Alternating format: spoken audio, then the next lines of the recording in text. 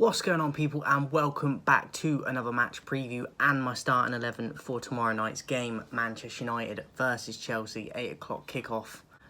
It's an interesting one because I feel like we're both quite vulnerable at the moment, both inconsistent.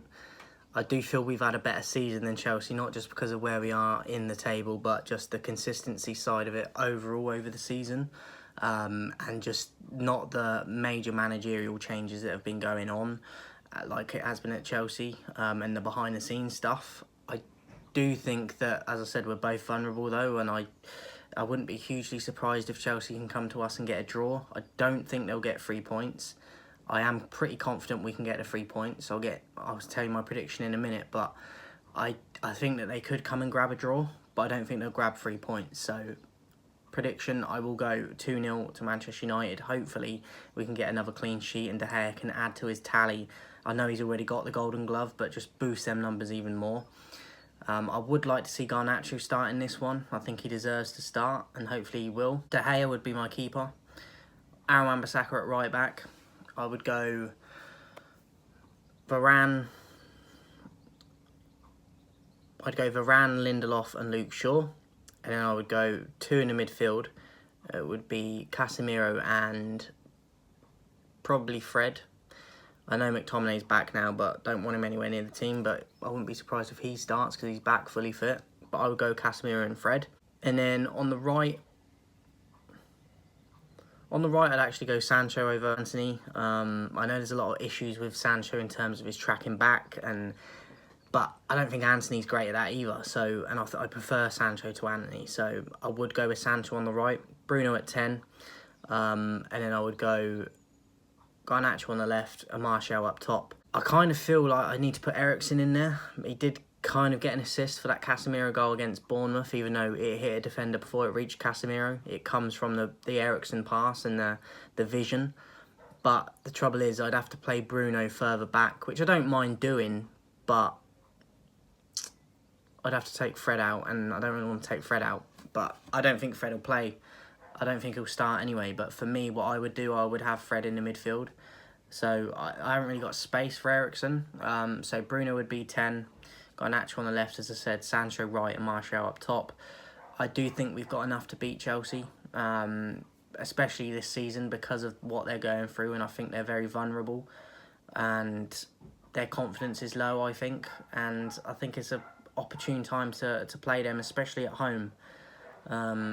And be confident we can get 3 points and a clean sheet. So that's what I'm hoping for.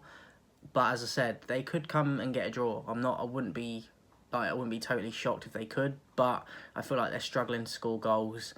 They got a lot of injuries.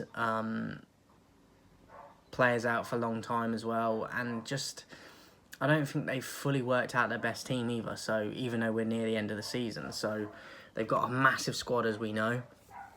And I don't think they've worked out their best starting 11 yet. So I think all them things combined we can take advantage of. And I do think that we'll get the 3 points. So I'm going to say 2-0. But it should be a good game. I hope it is tomorrow. And I hope that there's a lot of goals, but we're on the winning side of it. So hopefully it's an entertaining game. And don't forget tonight, guys, Brighton versus Manchester City is tonight. So we have got a game tonight as well. Hopefully Brighton can... I know City have already won the title, but hopefully Brighton can build on their season even more and get even more points to really get them into that Europa League spot that they're after, because I'd love to see them in the Europa. I think they've deserved it. De Zerbi, for me, is my manager of the season as well, so big fan of him and Brighton and how they play and their philosophy and how they come against big teams like City and they don't back down and change how they play.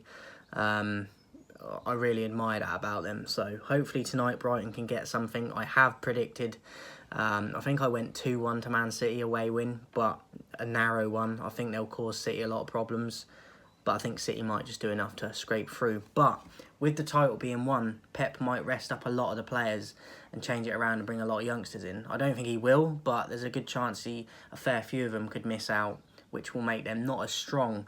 But it's City, they have so much depth and quality that even their second teams at times, and their reserve and their backups, there's not any other team in the league that can match it. So, but I do think Brighton can get something, especially being at home, and they're after that Europa League spot. So they've got more to play for now in terms of driving for something, even though City Pep will still want to win points, because the good thing about him is when they won the other day, they interviewed him after the game, and they just won the title with games in hand to go, and he's still stressing about Brentford, Brighton, and the remaining games they've got, and that just sums Pep up, because he always looks on edge and just like never satisfied, and you need that to be a great, and he's got it in abundance, and for that reason he's not going to go fully weak and just hand 3 points to Brighton. So I've gone with a narrow City win away from home, but I hope Brighton can do something. So I think that'll be a better game than our one tomorrow, to be honest. So watch that tonight, guys, for some entertaining football, and I'll catch you guys soon.